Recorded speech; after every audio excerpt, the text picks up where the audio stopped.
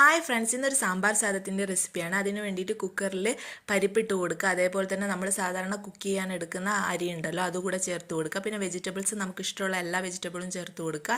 പിന്നെ വെജിറ്റബിൾ ഇല്ലാന്നുണ്ടെങ്കിലും കുഴപ്പമില്ല. അപ്പോൾ ഇതൊക്കെ ചേർത്തിട്ട് കുക്കറിൽ വെള്ളം ഒഴിച്ച് ഉപ്പും ചേർത്തിട്ട് നന്നായിട്ട് വേവിച്ച് ഉടച്ചെടുക്കുക. ഇനി നമ്മൾ വേറൊരു ചട്ടി വെച്ച് അതിലേക്ക് എണ്ണ ഒഴിച്ച് കൊടുത്ത് കടുക് ഇട്ട് കൊടുക്കുക. പിന്നെ അതിലേക്ക് വെളുത്തുള്ളി ഇട്ട് കൊടുക്കുന്നുണ്ട്, സവാള ഇട്ട് കൊടുക്കുന്നുണ്ട്. ഒന്ന് വഴറ്റിയതിന് ശേഷം നമുക്ക് അതിലേക്ക് മഞ്ഞൾപ്പൊടി, മുളക് പൊടി, സാമ്പാർ പൊടി ചേർത്ത് കൊടുക്കുക. എന്നിട്ട് അതൊന്ന് വഴറ്റിയെടുത്തതിന് ശേഷം നമ്മൾ 2 ടൊമാറ്റോ എടുത്തിട്ടുണ്ട്, അതുകൂടെ ചേർത്തിട്ട് നന്നായി വഴറ്റിയെടുക്കുക. പിന്നെ നമുക്ക് അതിലേക്ക് ആവശ്യമായിട്ടുള്ള വെള്ളവും കൂടെ ചേർത്ത് കൊടുക്കുക.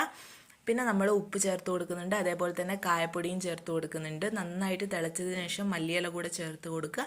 എന്നിട്ട് നമ്മൾ ഈ മിക്സ് ഉണ്ടല്ലോ അത് നമ്മളെ നേരത്തെ തയ്യാറാക്കി വെച്ചിട്ടുള്ള ആ ചോറിൻ്റെ മിക്സ് ഉണ്ട് അതിലേക്ക് ചേർത്തിട്ട് വീണ്ടും നന്നായി ഉടച്ചെടുക്കണം. എന്നിട്ട് നമ്മൾ കുറച്ച് നെയ്യ് കൂടെ ചേർത്ത് കൊടുക്കുക. നല്ല ടേസ്റ്റി ആയിട്ടുള്ള സാമ്പാർ സാദം റെഡി ആയിട്ടുണ്ട്.